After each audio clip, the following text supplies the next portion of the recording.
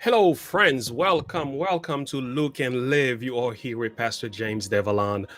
We got to talk about some subject matters today.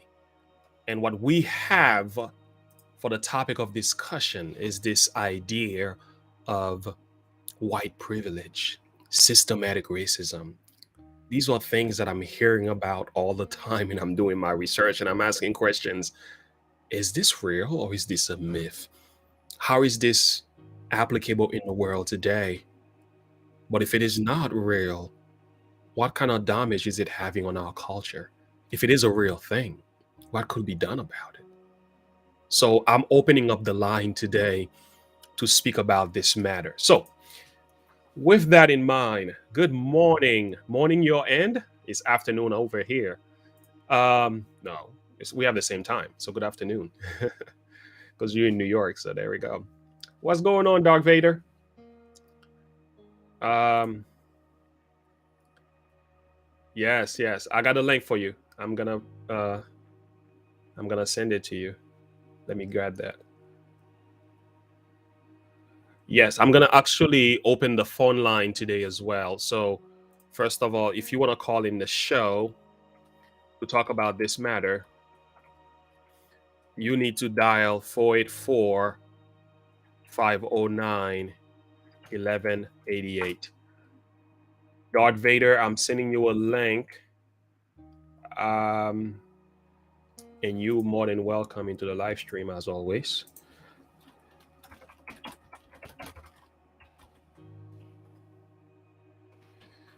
My wife and I are planning on coming back, if not tonight, maybe tomorrow, God's willing, to get into the Christian conservative discussion. And that's another subject in itself. All right, welcome. Coming in, my man. How's going on? How you doing? I'm doing. Praise God. Good to see you. Good to hear you. I see you. Can't see you.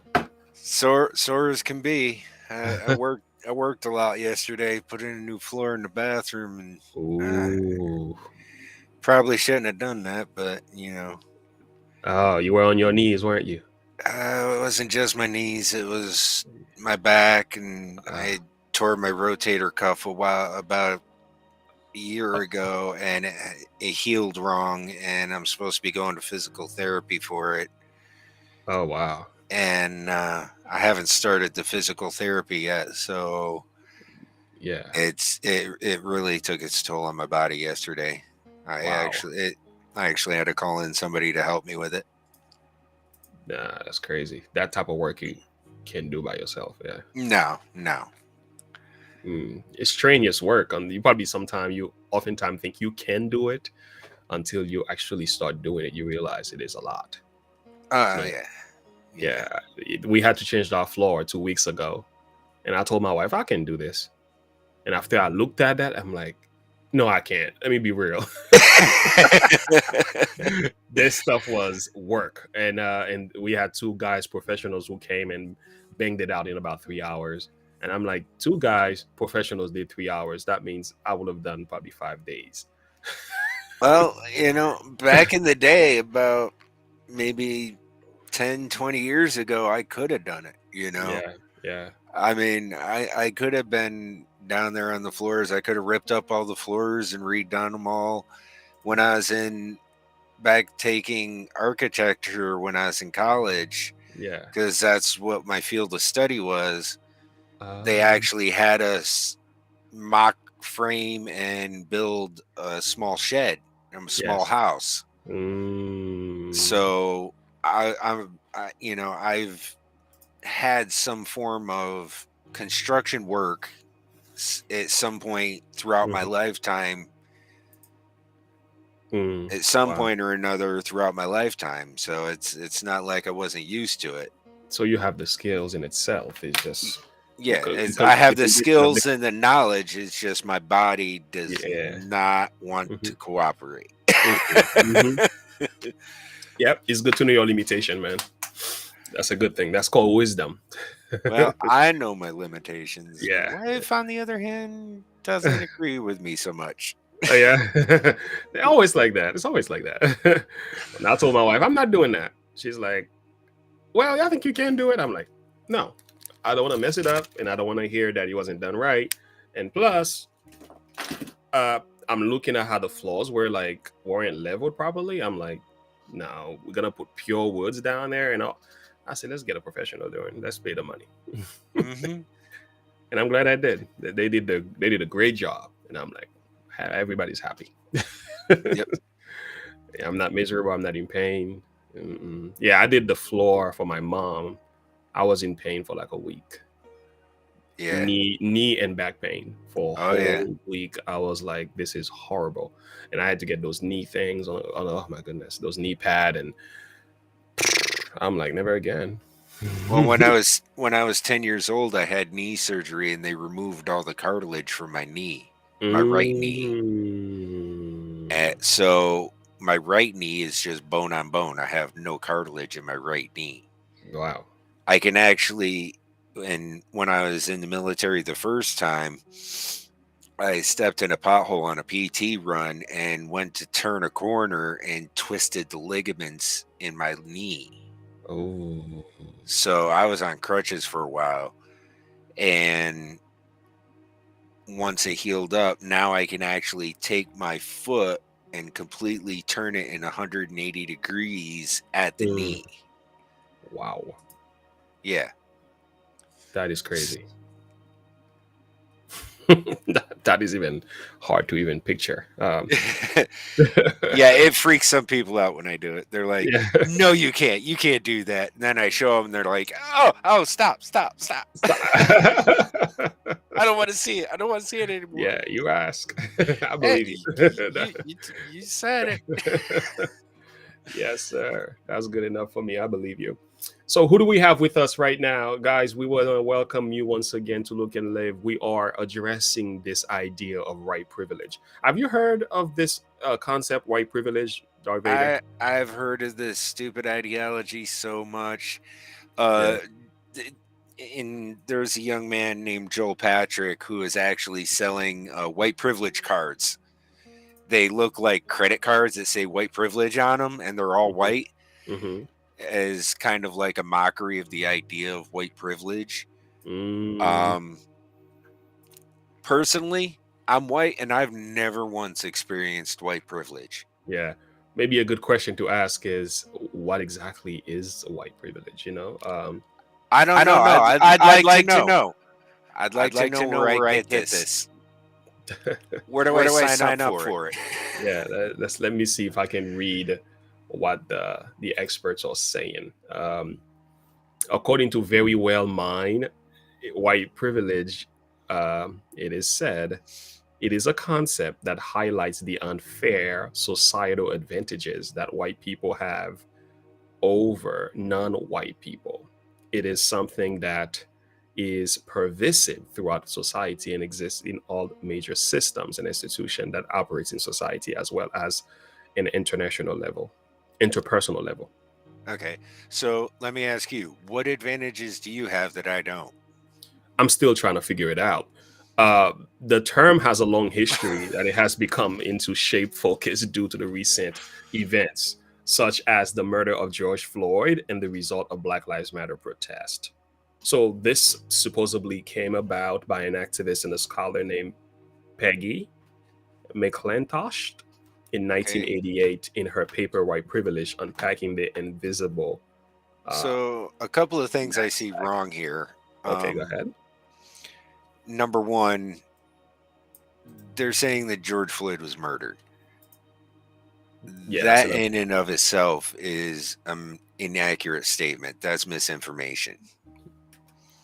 Because if you look at the coroner's report, he had twice the lethal dose of fentanyl in his system. Mhm. And if you actually watch the police body cam footage, you can Uh-huh. see he has a tab of fentanyl on his tongue when the cops walk up to the car to talk to him in the Wow. first place. So Hmm. I don't think there was anything the police could do for him. That's another good point. But somebody will say, didn't what the cop do made it? somewhat precipitate his death in a way, or made matters worse. But this is what the cops have been doing. They did that to me. Okay. Mm, Prime example. Okay. My wife and I, we went to a coworker, or sorry, my ex-wife and I mhm, went to a coworker's um,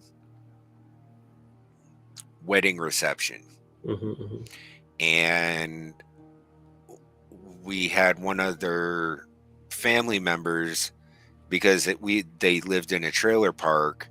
They lived a couple trailers down, and they're like, "Hey, you can hang out and spend the night at our house.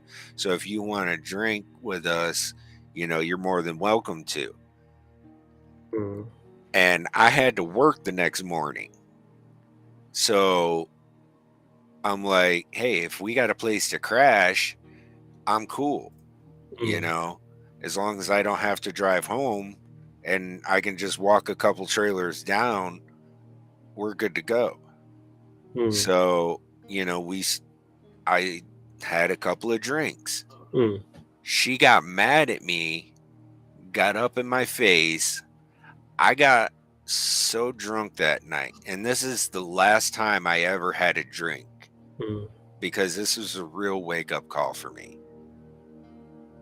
That she got up in my face and started screaming at me. I blacked out. mm, And now from here, that was the last thing I remember. Everything from here on is what other people who were at the party told me, and people that I trust. mm, That as she's screaming at me, I just reached up and grabbed her by the throat and started strangling her right in mm, front of our kids. mm, Now, keep in mind, my daughter was like 2 or 3 at the time, and my son was only a year younger than she was. So they're sitting there watching their dad strangle their mom, and then I collapsed to the ground and started having seizures. oh wow. That's how drunk I was. So then the seizure stopped. I popped back up and stood up like nothing was wrong. And that's when they called an ambulance and the cops showed up and everything. And they tried to sit me down on a bench. One Mm, girl tried to stick her finger down my throat to get me to vomit, but mm, I almost bit her finger off. oh I bit it down to the bone because she stuck her finger in my mouth. wow. And when the cops showed up and the ambulance showed up, I didn't want to leave, and I wasn't going to leave. And it took 6 police officers to restrain me to that point. And one of them literally did the same maneuver that they did on George Floyd with the knee on the back of my neck Mm, by the time they got me down. Like, when I was younger, I was like really super strong because I was homegrown farm boy, you know. Guys are I- tough, man. yeah, I was country boy farm bred. Mm, So, I mean, it was no joke. It took 6 police officers, plus I had the courage in the bottle. And it wasn't until one of my coworkers came over and said, "Dude, you just need to chill out and let them take you to the hospital," that I finally calmed down. And he went with me to the hospital. And they took me to the hospital. And I woke up in the hospital the next morning that I knew something wasn't right. yeah. Well, you don't really recall exactly what happened throughout the whole night. Yeah. And then that's when the next morning I went to get my car, and that's when everybody told me what had happened the night before.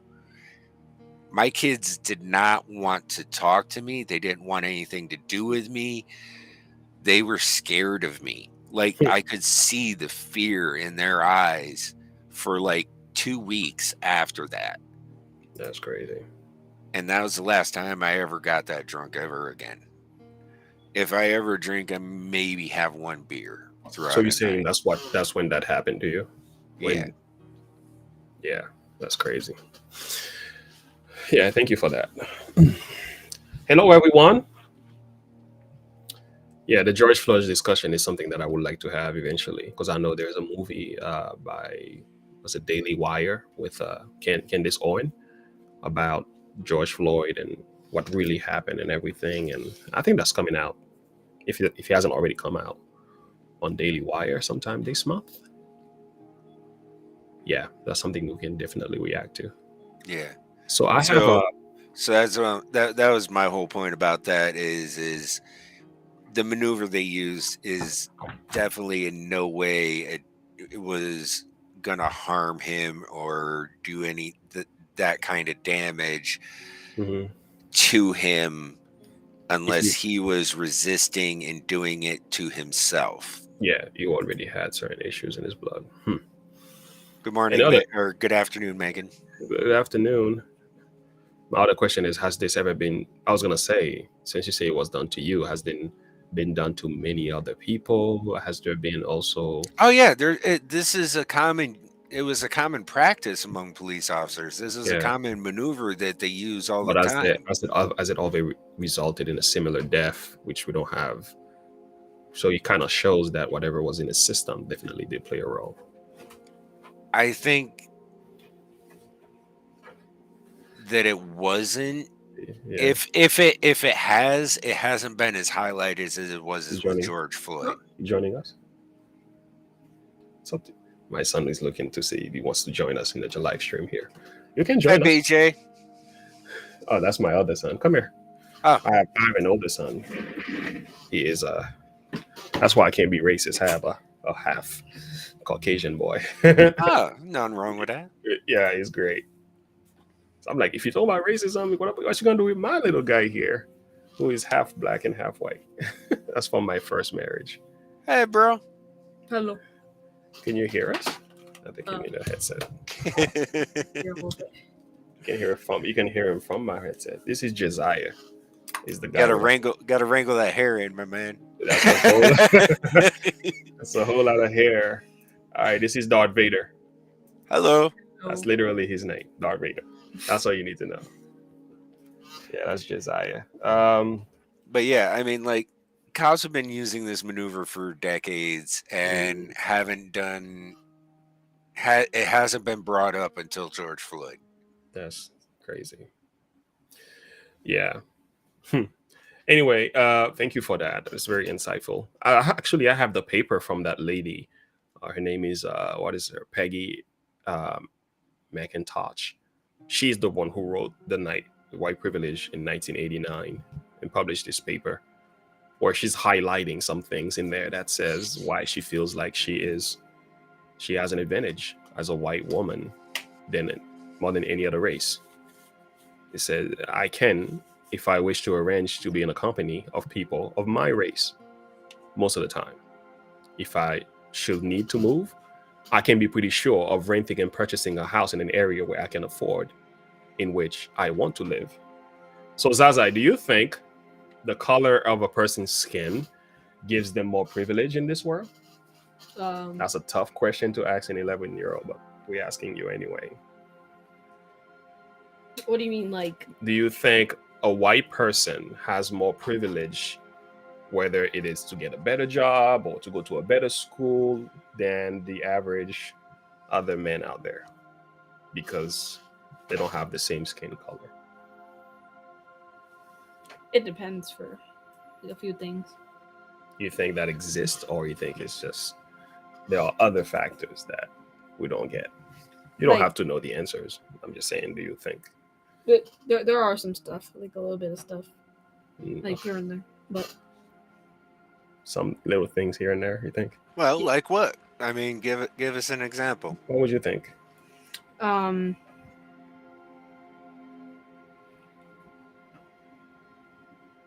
don't know. You say, I don't know. All right, that's good. I respect your opinion too. So great for that. So let's listen to some videos. We're gonna hear what people are saying, and definitely Darth Vader. We can. Because honestly, at this point, it's easier for a black person to get in college than it is for an Asian or white to get into college. I've actually heard about Asian are being discriminated against because I guess some colleges are just tired of so many Asians coming in because their SAT scores are so much higher than both black and whites and many other race. Exactly. I mean, and they are tired of they're pushing them back, or they're trying to balance the school racially as well. I heard under the equality banner, equality and banner. racial equality. That's a problem. And so they want diversity at their school. So, you know, black people get into college, they don't know whether they got in on their merit or because of some racial equality scholarship. That's crazy. All right, let's watch this video. Let's hope that is not the case. All right. Somebody said, if white privilege, if there is white privilege, then I'm doing it wrong. Well, says Wills. A lot of us are doing it wrong. Hey, Megan. Facts, Wheels. Yeah, that's a fact. My day's going great. Thank you so very much. All right, let's get into this thing. What is privilege to you? I think privilege is having it easier than others. You are given something more of a priority. Sometimes it's probably maybe even undeserved, like you didn't really work for it, but you get special treatment. I never had to think about privilege growing up, like all these years in Singapore, and that in itself was privilege for me.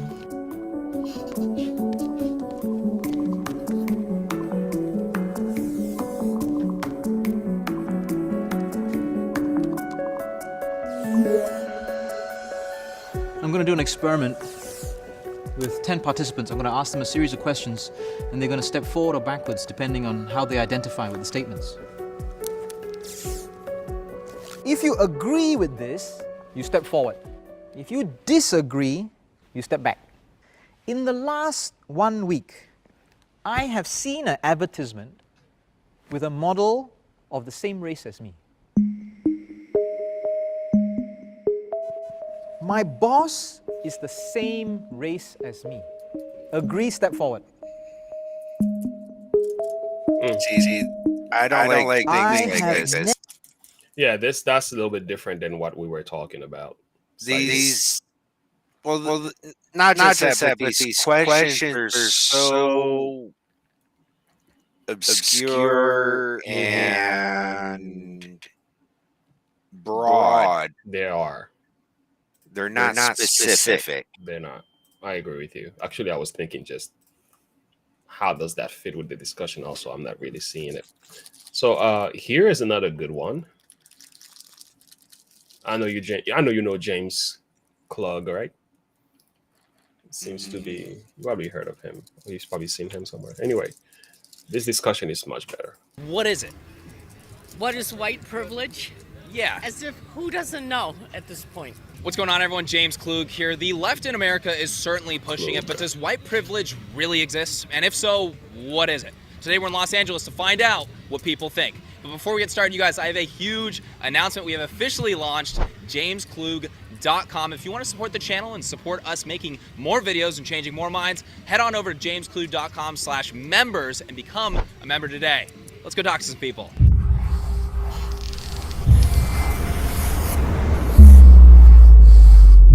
I like that. In 2022, does white privilege exist? 100%. Okay. Yes. Yeah. I feel like it does. Yeah. I think a little bit though. Okay. I believe so. You believe so? Yeah. Yes. No, I would imagine it does. You imagine it does? I would imagine so. What do you think? Some places. Some places? Yeah. But not others? No. Yeah. What would make it some places but not others? I feel like it's not that prevalent. In sports, it's not there. Yeah. In sports, there is no. like in You don't think white people are dominating the NBA? yeah. What is white privilege? You ain't wrong. I'll just leave it at that.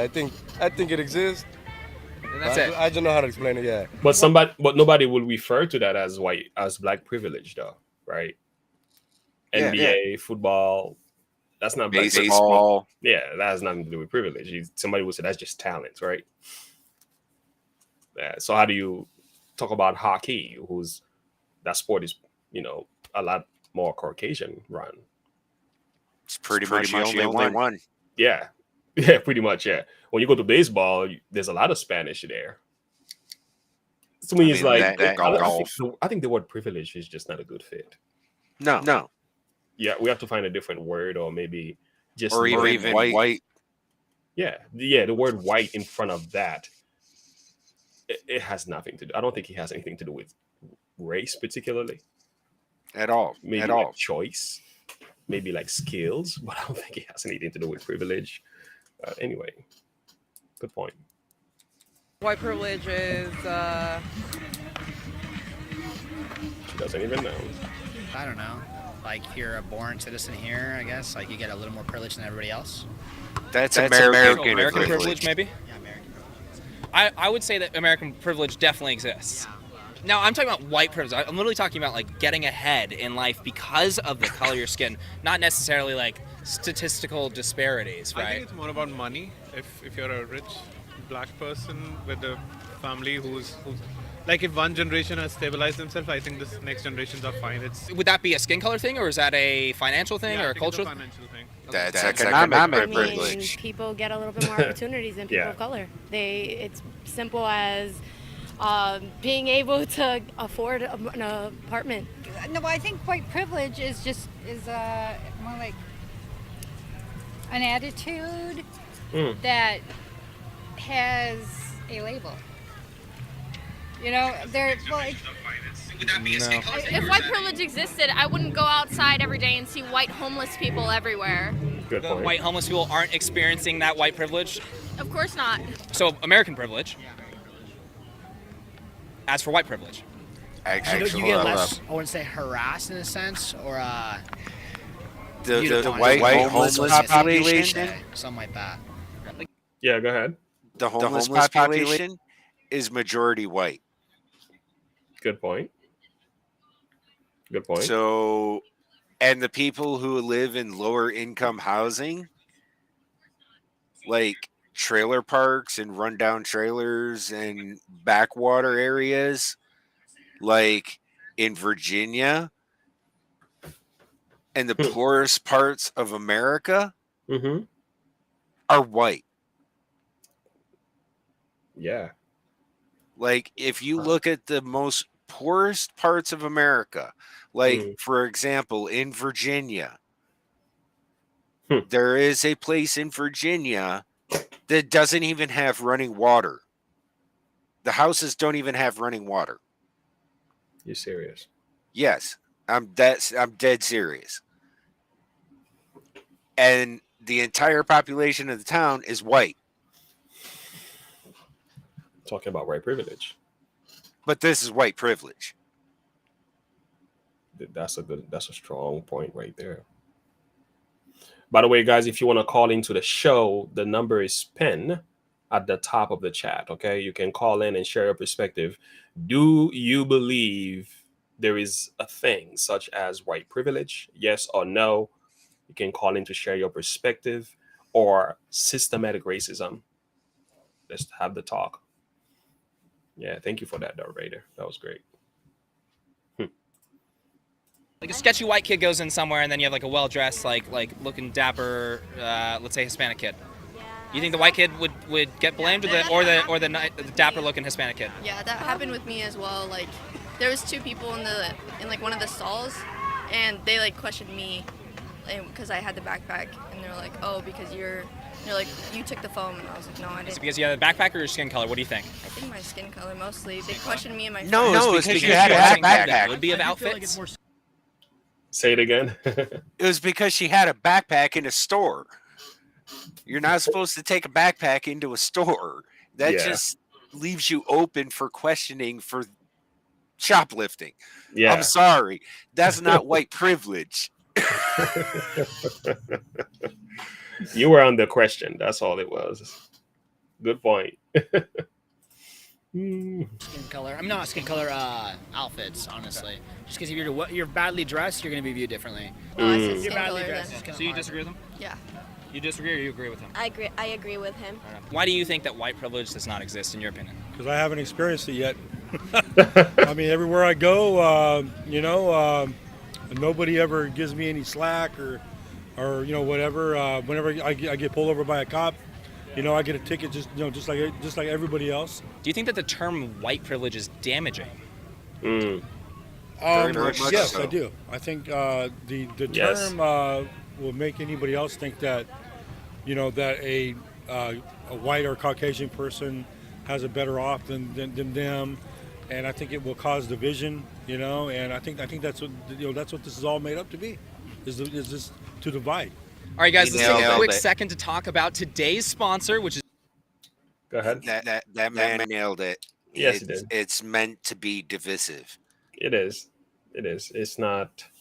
It really has nothing to do with addressing this idea of white privilege. Inequalities. Yeah, inequality at all. This is not. It's not actually a fixer of the problem. It's actually the problem itself. And it's actually more racist than anything. Yeah. My question is now: what kind of issues could evolve from that? This concept of white privilege is.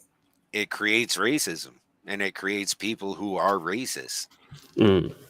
And I don't mean from white people. I mean, it could create white racists, but I mean, but they're just pushing back against Yeah, I was people gonna who are say being racist against them. I was gonna say that's probably a retaliation from them as a result of feeling pushed and ostracized and so. Do you believe, Zaza, anything you can do anything you want in this life? No. No. Why not? What you believe? Like, you can't really do everything. Like, You can do everything, but I say you can be anything you want to be if you work hard enough at it. Do you believe you can do anything you put your mind to? There you go. That's a good way to say it. Yeah, probably. Like, if it's humanly possible, yeah. If it's humanly possible. That's a better answer. Yeah. If you work hard at it, yeah. Exactly. You can become an army, you can become a soldier, you can become a cop, you can become a doctor. A lawyer. Yeah. If you want to be one, you can. If you're willing to put in the work. Yeah. But do you think there's anything standing in your way or stopping you from doing that? Good question. You're under examination right now. You want to join the show, my man? Welcome to Look and Live. I don't know really. You don't think so, right? You don't know? That's all right. That's all right. You don't need to know everything. You don't have to know everything. You're young. Yeah. So somebody in the chat says, Body Claroyer says,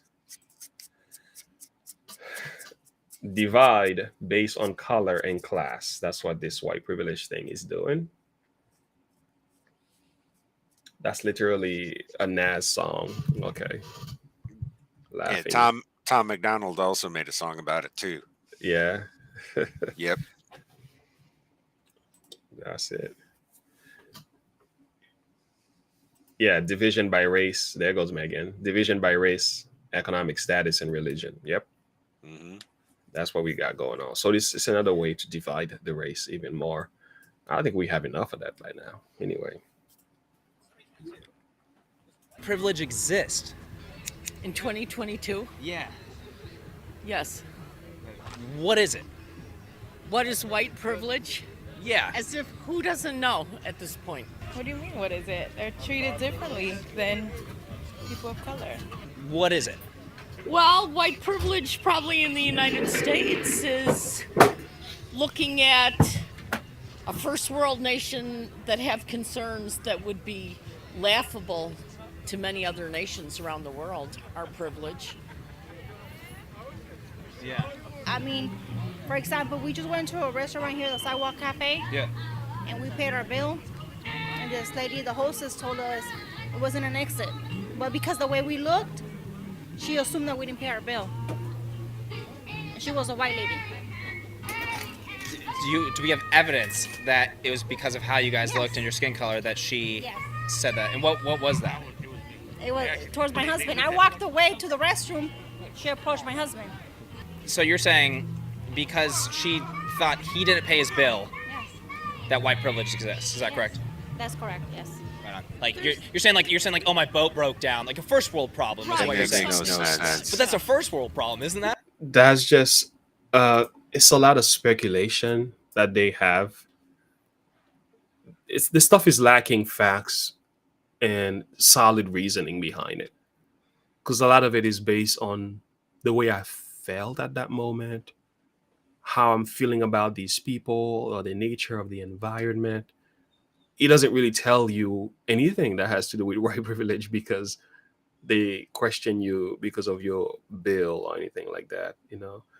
Somebody said it best in the chat room. I think the stereotype, and then people are confusing like stereotype with white privilege. I think that's Megan. There we go. Yeah, there we go.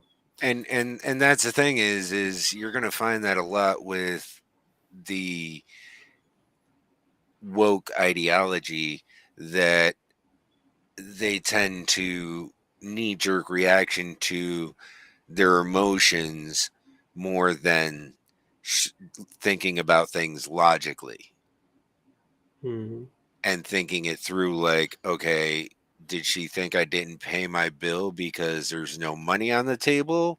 Mm-hmm. Or did she think I didn't pay my bill because I'm with someone of color?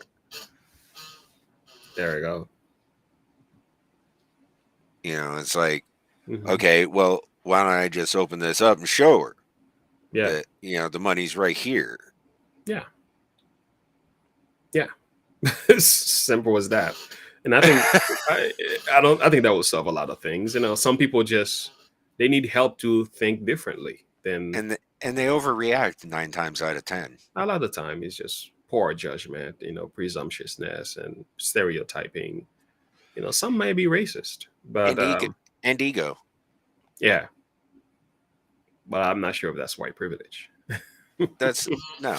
But it sounds like she was trying to refer to someone being racist.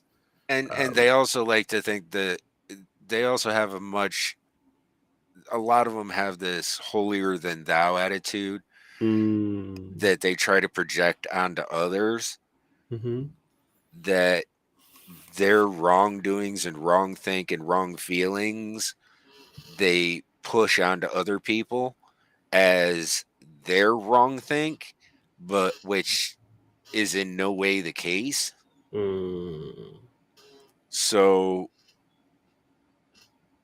I mean, it's just this weird reverse psychology of projection that they put out onto everyone.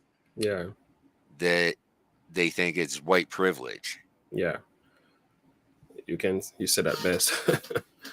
It really has nothing to do with skin color. I don't necessarily believe that. Anyway, let's keep going. Or is that white privilege? It might be the same. What is it? I mean, just people getting better benefit for themselves and stuff. And like, say if I were to go to an environment or a job, and they would kind of look at me maybe because of my color or my race and everything, as somebody maybe like not as privileged or something like that. But Let's just say my name was not Amanda. Have you noticed a lot of these things, such as white privilege and CRT? A lot of these things are things that were created by another white person. Yep. And for some reason, they even appear more believable, because some people will say, well, if a white person says that, it has to be true, Because if a black person were to say white privilege, you'd be like, I'm not sure. But if a white person comes out and write a piece of paper and say, I am privileged and these people are oppressed, for some reason, black folks and many other race are more prone to believe that. That's That's why back in the day, Malcolm X said the most dangerous person to the Negro is the white liberal. Yeah, he did say that. And it that's sound like they're trying I'm to help not you. I'm not trying to ruffle any feathers, but it's a direct quote from him. Yeah, it is, because he, I had issues with his violent attitude. But apart from that, he had some things that he said that were true. Yeah, I mean, he did say he had some bad things, but he did actually have he did make a lot of good points during his time. Yes. And for a prime example, I mean, is it white privilege, or prime example, look at this guy on the right. Okay, in the video. Take a look at the guy on the right. Does he look sus or what? He's got tats on his neck, weird looking hair all up in a bun, looking, all shady and stuff. Does he look more shady than she does? That's a good question. Who would you trust more in a shop, her or him? Yeah. I see. From that sense, if you're stereotyping the guy, yeah. Well, of course, you know what I'm saying. You will think it's not even stereotype; it's just profiling. Yeah, racial profile. Yeah, just profiling him, not even racial, particularly. Yeah, of course, most people will do that naturally. I mean, so this whole idea of white privilege is completely debunked. I mean, just based on the way you look, the way you talk, the way you act. You act thug, you look thug, you play up thug, you're gonna get treated like thug. There you go. Plain and simple. I think you're on point with that one, because a lot of people don't realize how their attitude and behavior plays a significant role in the way they get treated. And I'm not saying I'm the best cream of the crop, but I remember when I was about 16, I would say, but I had my pants. I didn't, wasn't a Christian. Had my pants sagging and wearing long baggy clothes and stuff like that. I got stopped by the police on numerous occasions. Not because I was black, not because they were racist. They were just like, he looks like a gangster. He looks like a drug dealer, but I wasn't. I was just trying to be, I don't know. I was a gangster wannabe, you will say.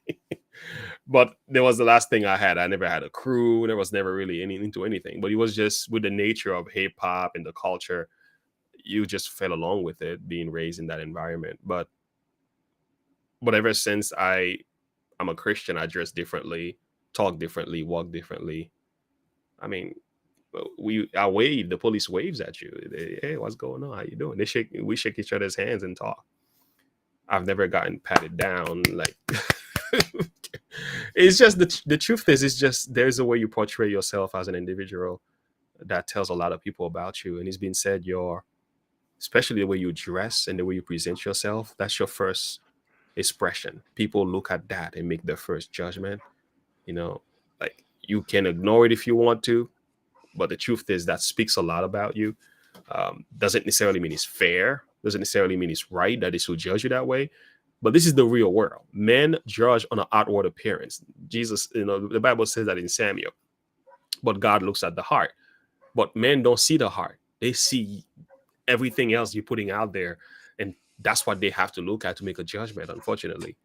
And that judgment is not always correct, but sometimes it is correct. I've seen people that look like thieves, they look like thugs, and they are thugs. And there are people who look like thieves and they dress like thugs, but some of them are lawyers and doctors. You're like, man, why some women can dress up and they are really good women, but they can dress up looking like a video girl and they get the attention of, just a girl in the street. Yeah. But she might not be that kind of girl, but she can portray herself in a way that makes people treat her. You know what I'm saying? So you got to look at all of that and say, unfortunately, that's just the way people are. They're going to judge you based on your appearance. And that's the thing, is first impressions are the most important. Unfortunately. And that's what they remember. Unfortunately. Yeah, and that's a good point. A stereotyping by appearance, tattoo don't make a bad person. Yes, you're right. It doesn't. But a person will profile a person based on that, right? I don't think I don't think that's what Darth Vader meant either. No, it No, wasn't. yeah, And it also depends on what type of tattoos you have. There's certain tattoos out there that if you have those types of tattoos, yeah. I that was watching a gang thing recently. Yeah, they were yeah, talking about certain tattoos you have automatically tells on you. yeah. Like Yeah. you got that teardrop under the eye, that's a dead giveaway. You do not mess with that person at all. Yeah, yeah.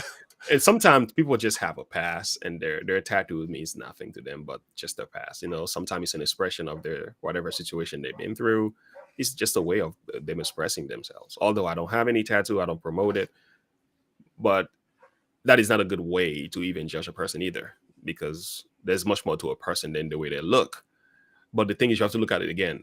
Like you said, the world is gonna profile you no matter what. The color of your skin, whatever, whoever you are, the way you dress, your hairstyle, all of that will be Your speech, your attitude. They're gonna look at all of that. Cops read those things. The cops actually study these patterns themselves to make judgment on how certain thieves are, certain people behaves. I used to be able to spot a believer just because of the way they dress. Back then I used to be able to do that. I'm not sure if I could do that now because we are so blended now. But back then I used to be able to dress a Christian. I was supposed to say, okay, this woman has to be a Christian. She's wearing a skirt. She doesn't wear this. She doesn't wear that. Like, it was a judgment that I was making. It's crazy. 9 times out of 10, I was correct. But I was able to tell this person has to be a Christian. But there are so many more Christians who've had their past who may not be dressing a certain way. That doesn't necessarily mean they don't believe in God. So it was wrong.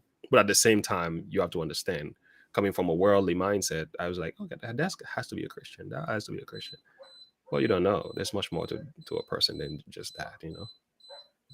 well, No. I mean, Megan, I understand, you don't judge a book by its cover. I get that. Unfortunately, most of the world We aren't do. like us. Mhm. They don't get to know the person before talking to them, That's a and they good point. will judge a book by its cover. Unfortunately, that's what's gonna happen. I've learned not to do that because first time I saw Tom McDonald, I was like, "Oh my goodness, there's no way this guy could possibly be saying anything positive."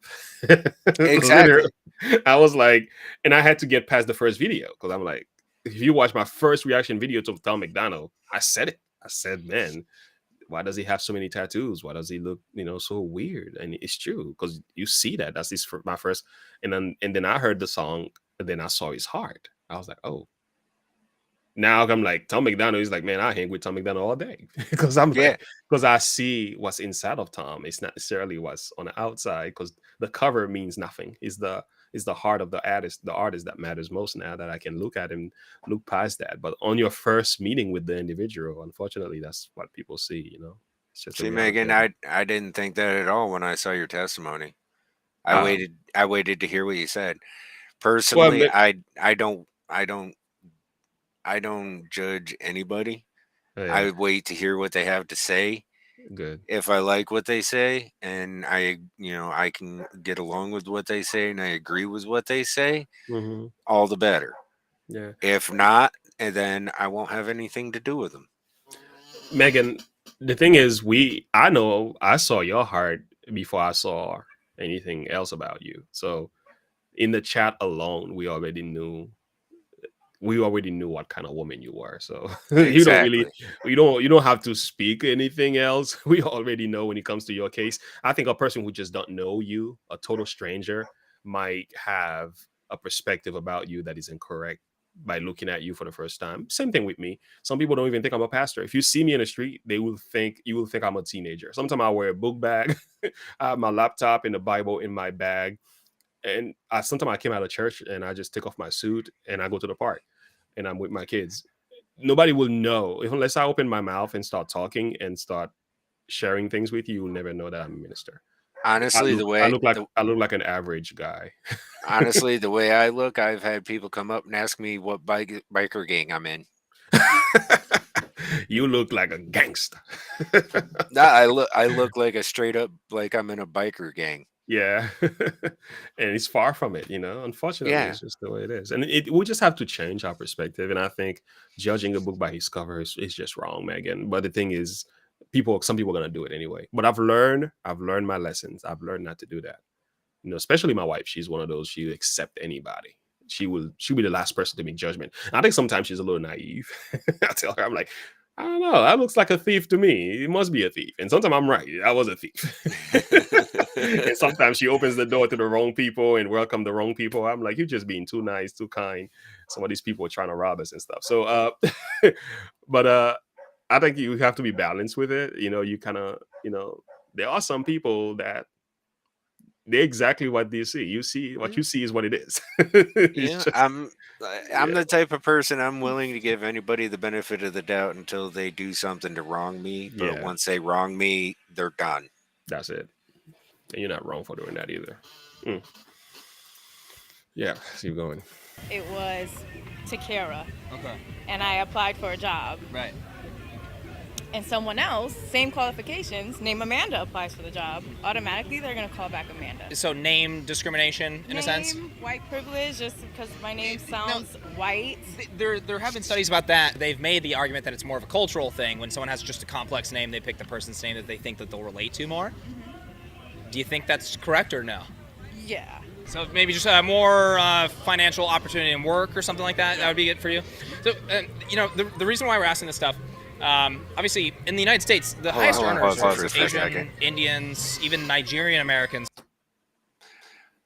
Or it could just be the fact that they pick people's names that they can figure they can pronounce easier. Because black people pick names a lot of the times that are really difficult to pronounce for some people. Like, I'm saying, y'all come up with some crazy names, and it's like I'm looking like, what? How am I supposed to pronounce that? Yeah. And you don't want to get it wrong because you're afraid of offending the person for saying their name wrong. And it's like, yeah, I'll just call Amanda. I know how to pronounce that one. Yeah, agree with that. There's a lot happening in that, and I think white privilege is probably not what we should be calling it. Make more money than white people. Yeah. What's going on there? I don't know. I mean, probably because they're more hardworking. I mean, Asian Americans, Indian Americans, they're the top earners in the country. Yeah. So I'm comparing them to white Americans, and they're making more than white Americans. So right there, what's going on? I have no clue with that, like, to be honest with you, because, like, I guess it just, Yeah, sorry, keep going. where they come from, their background, their family, and, if they had the resources, like, for schooling and stuff like that, if they grew up in a good neighborhood and the schools allowed them to, kind of be themselves and not standardized tests and do all the, like, extra stuff. Do you think that culture and all of that is more impactful on your socioeconomic status, your success in life, than skin color then? I would think so, yeah. Do you think that culture is a bigger factor, like culture is a bigger factor than skin color in the United States? Of course, yeah. You think so? I think so, because it's a lot of tradition that Now they're their talking. families have taught them, and it kind of like just runs in their blood and stuff. So I would think, yeah, culture is a big factor in it. Honestly, I think the term white privilege is also damaging to the African American community and, all the other communities because it's basically trying to tell people that they can't do something simply because another race just naturally is going to have. She's speaking facts, by the way. Oh yeah. A lot of common sense in that girl. Privilege. Me being half Hispanic, half white, I believe that no matter where you come from, what you look like, you can do whatever you want. So that's why I don't believe that white privilege is real. There are rich people, very famous and successful people of all different nationalities. So that's why I don't believe that white privilege is real. All right, everyone, that is it for today. So a lot of... Yeah, man. Thank you for that. just look at Obama. He came from Kenya and became president. Yeah, yeah, and that also shows you that America is definitely not racist. Again, but I thought Obama, I don't know, man. I think he just brought more racism to the country. To be honest.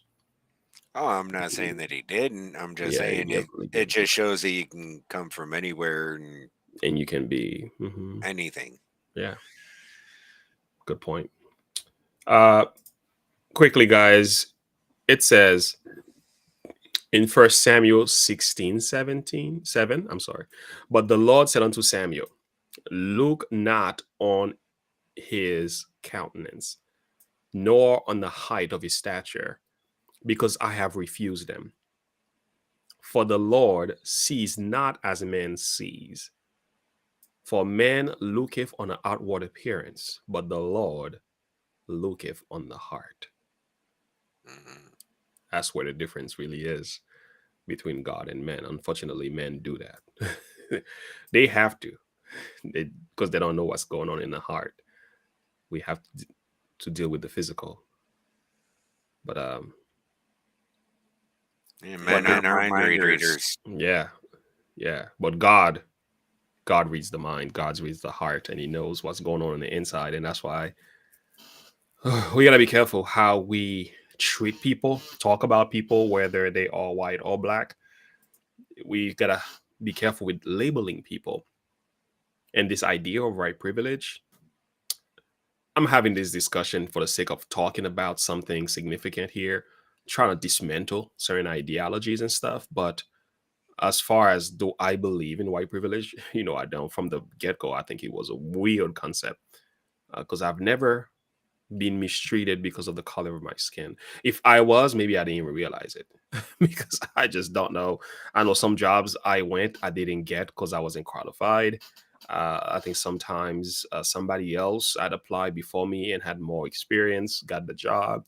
Um, I think it's because I didn't have the education. I think sometimes some people probably didn't want me.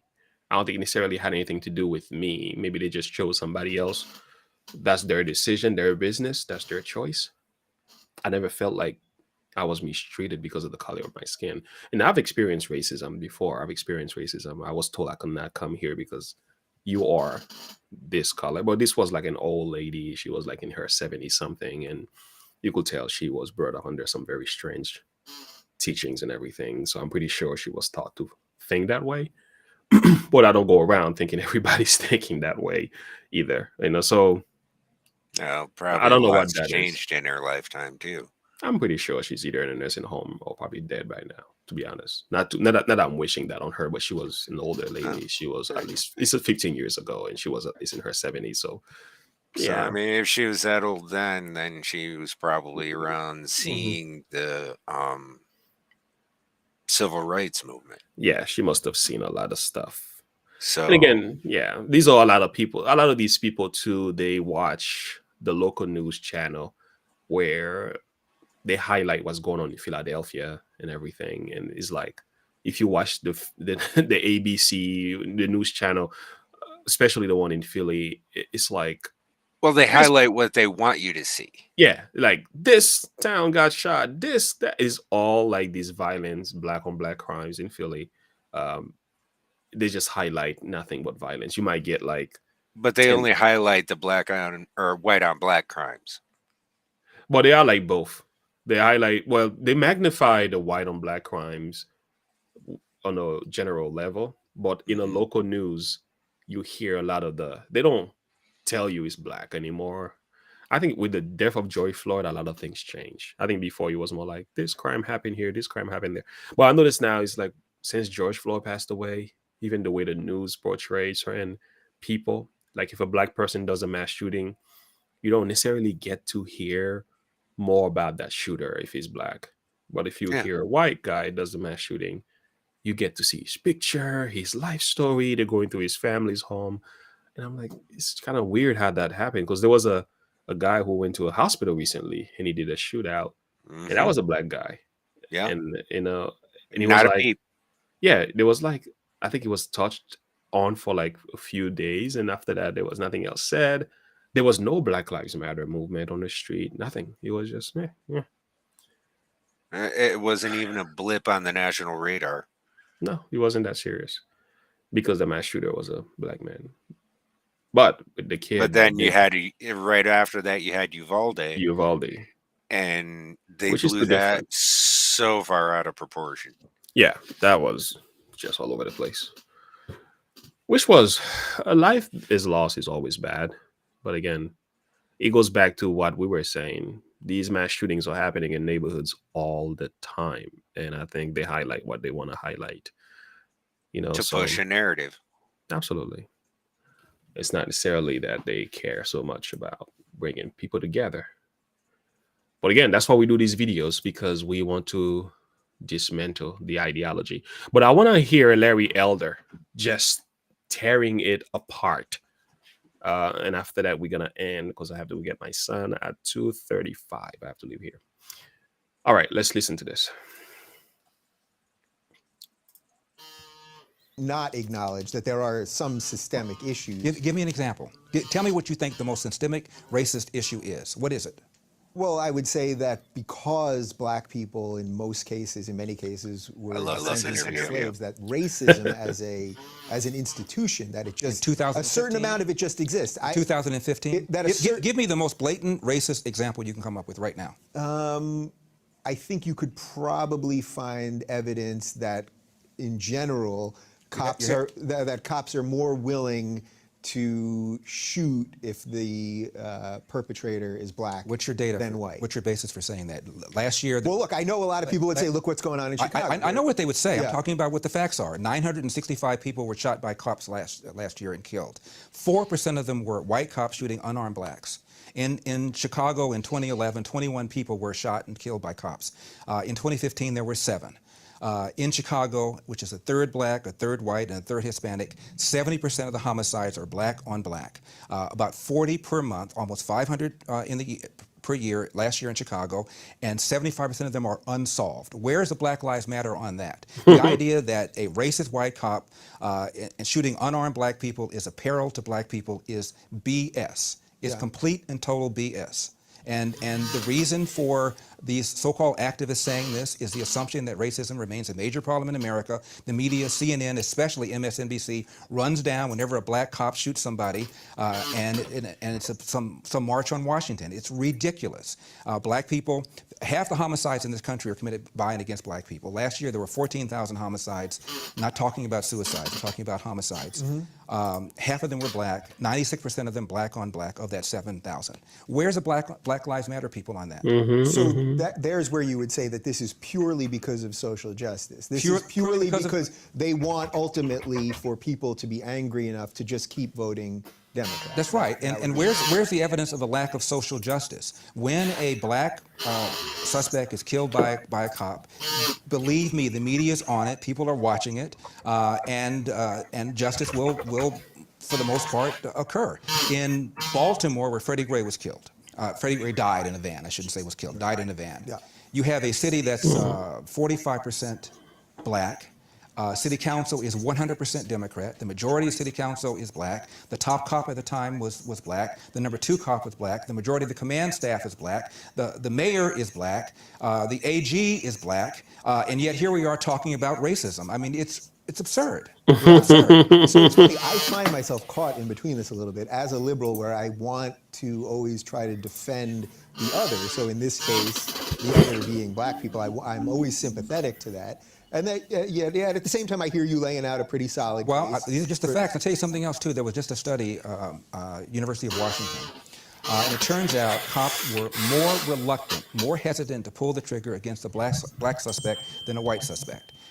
Probably because of the fear of being accused of racial profiling and the fear that the civil rights establishment was going to come down on them. So if anything, whites are more likely to be shot by a cop under certain circumstances than a black person. In the last 30, 40 years, the percentage of... Go ahead. That right there is the key. The cops are more likely to hesitate to pull the trigger on a black man and get shot by that black man than they are on a white person. There you go. And matter of fact, if you take, for example, the shooting at the Wendy's a couple of years ago, right? I don't know if you remember the media hype around that one, where a black officer shot, or a white officer shot a black man at a Wendy's drive-through. He wrestled with the police, pulled the taser away from the cop. They tried to tase him, didn't work. Then the black man turned around, pointed the taser at the police officer, fired it at the police officer, and then he got shot by the police. That's how reluctant the police were to shoot this guy. Well, we don't. Oftentimes, we don't hear the whole story when we watch these videos. No, you get this portion.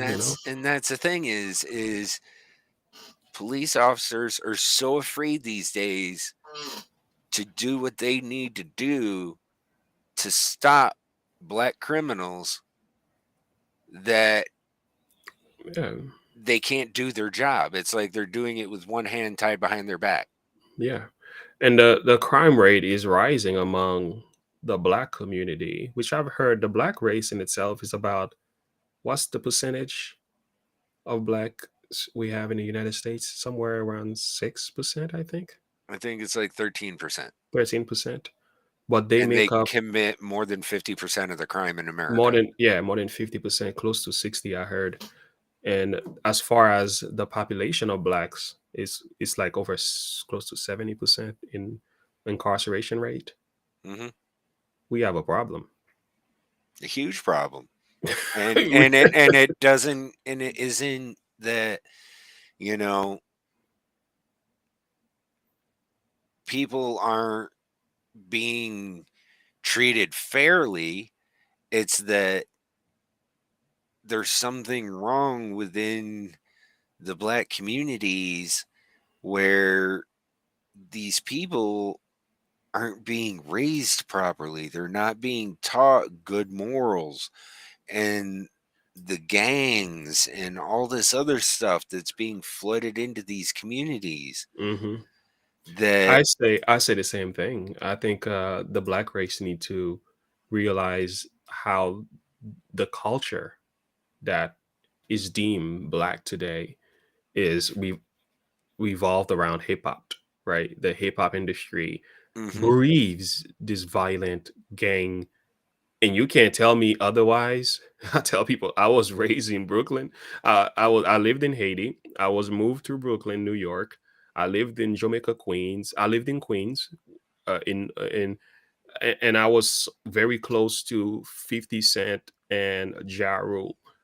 I was in that community, and I've seen stuff.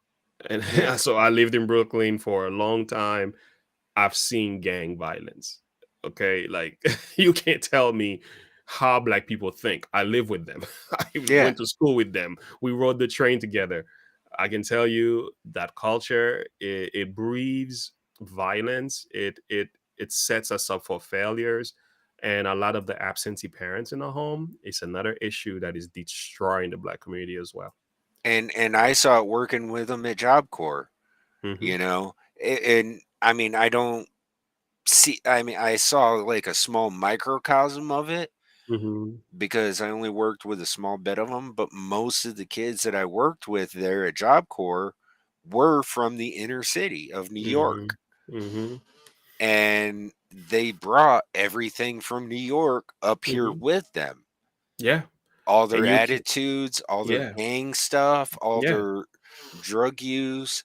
Yeah, you know? and you can hear it's almost like a standard of right when they say I'm from New York. You know, like when you hear I'm from New York, it's almost like telling you this is a great thing. You know, you're supposed to look at me as an icon or something. When really it means that I talk funny. I don't know. I talk with a New York accent. I want to say funny because people can have their accent wherever they're from.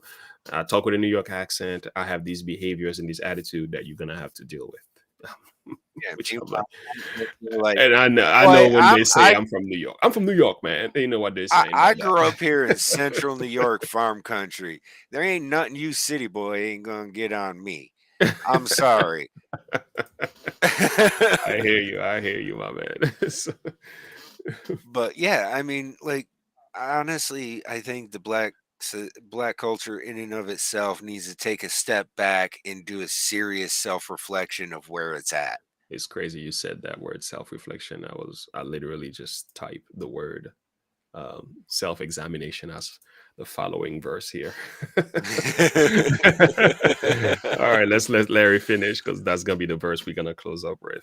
Has declined 75%. However, the percentage of whites killed by cops has flatlined. Yeah. And so, if anything, people are more concerned about shooting black people for fear that they're going to be called racist. And almost every one of these incidents, whether it's Eric Gardner in New York, who died because he was selling Lucy's and resisted arrest, whether it's Tamir Rice in Cleveland, who was twirling around the gun, whether it's Michael Brown in Ferguson, who had just committed an strong arm robbery, almost every one of these incidents involves somebody resisting arrest. Why don't you just do what the police tell you? My dad said, when I get pulled over, have my hand at 10 o'clock, have my hand at 2 o'clock, say yes, sir, say no, sir, make sure my paperwork is in order, and if I feel the cop is mistreating me, get a badge number and deal with it later on. If Jesse Jackson and Al Sharpton and Obama and the whole group of them. A lot of people I've seen on YouTube who are black complain that, oh, this is only a black thing. This is only things that are taught to black kids and they're raised to believe this and do this. No, it's not. This is not something that's only taught to black kids. I was taught this as a kid when I started driving. This is how you handle it. You turn the light on inside your car so the police can see you when they're walking up to your car. You put your hand at 10 and 2 o'clock. You say, yes, sir, no, sir, yes, ma'am, no, ma'am. And you treat the police officer with respect. And you have your stuff ready for them when they walk up.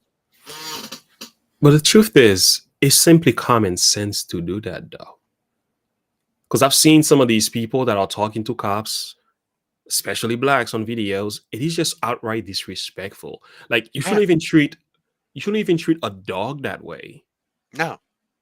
Like, and then unless you're talking about a man in a position as a cop who is already trying to make it home tonight, where some cops are getting shot down in these cities all the time. So he has these stuff in the back of his mind. Make it easy for yourself and for him, and just be kind. Yeah, because he doesn't know what he's walking up to. He doesn't know if you've got a gun in the car. He doesn't know if you have drugs in the car. He doesn't know what's going on in the car. You know, he doesn't know what what kind of situation he's walking into. But they don't think and it doesn't matter if you're black or white. He's going to treat everybody exactly the same. That's right. He's trying to make it home tonight. You got to think about it from this perspective as well. He has a family to get to. So he's just as human as you are. Yeah, think about that. And I think some of these people they're not reasoning from cause to effect. Yeah, but I think we can end it here. It's very clear. And the big question is, do you believe in the chat room white privilege is a real thing? I want to read a few more comments and we're wrapping up here because I got to get to my son in the next few minutes because he's done with school. So, do you believe white privilege is a real thing? Do you believe it's a myth? Go ahead, Darth Vader. I'll let you answer first. Anybody else in the chat room could say whatever it is. I believe it's 100% a myth because I'm living the not white privilege. I'm living in a rundown trailer with holes in my floors. There we go. You haven't experienced much of that white privilege yourself. That's what you're. My entire life, I have never experienced any sort of white privilege whatsoever. Any sort.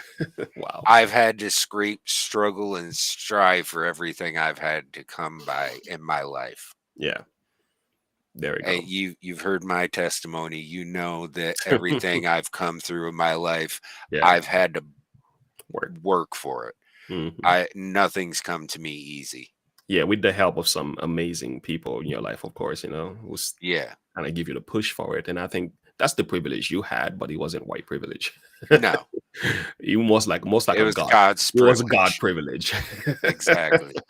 And I think in that sense, there is a sense as a God privilege. If you believe in God, there is a privilege to, as far as what he will do for you. But as far as me believing in white privilege, this will never be. I think it's a myth.